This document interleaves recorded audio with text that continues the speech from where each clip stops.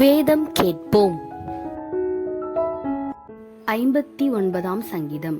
சவுல் தாவீதை கொல்லுவதற்காக ஏவலாட்களை அனுப்பின போது அல்தஷ்கேத் என்னும் வாத்தியத்தில் வாசிக்க அவன் பாடி ராக தலைவனுக்கு ஒப்புவித்த மிக்தாம் என்னும் சங்கீதம்.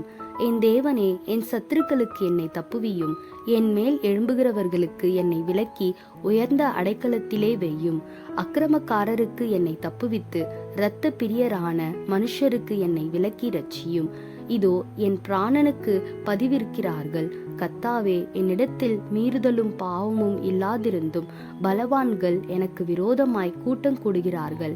என்னிடத்தில் அக்கிரமம் இல்லாதிருந்தும் ஓடித் திரிந்து யுத்தத்துக்கு ஆயத்தமாகிறார்கள். எனக்கு துணை செய்ய விழித்து என்னை நோக்கி பாரும். சேனைகளின் தேவனாகிய கர்த்தாவே, இஸ்ரவேலின் தேவனே, நீர் சகல ஜாதிகளையும் விசாரிக்க விழித்தெழும்பும்.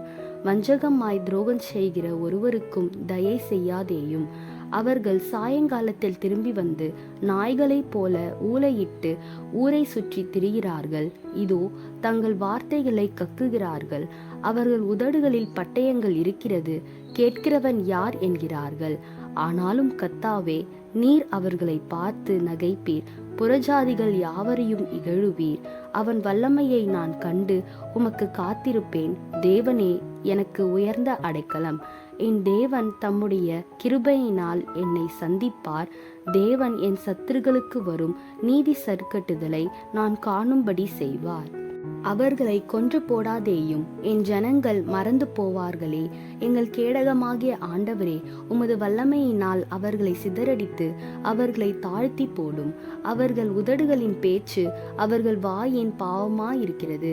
அவர்கள் இட்ட சாபமும் சொல்லிய பொய்யும் ஆகிய இவைகளின் நிமித்தம் தங்கள் பெருமையில் அகப்படுவார்களாக.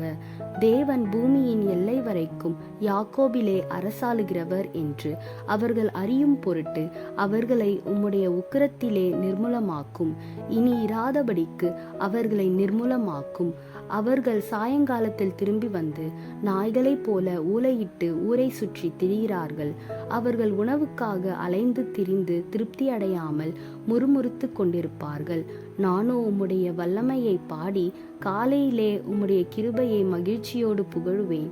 எனக்கு நெருக்கமுண்டான நாளிலே நீர் எனக்கு தஞ்சமும் உயர்ந்த அடைக்கலமும் ஆனீர். என் பெலனே, உம்மை கீர்த்தனம் பண்ணுவேன். தேவன் எனக்கு உயர்ந்த அடைக்கலமும் கிருபையுள்ள என் தேவனுமாயிருக்கிறார்.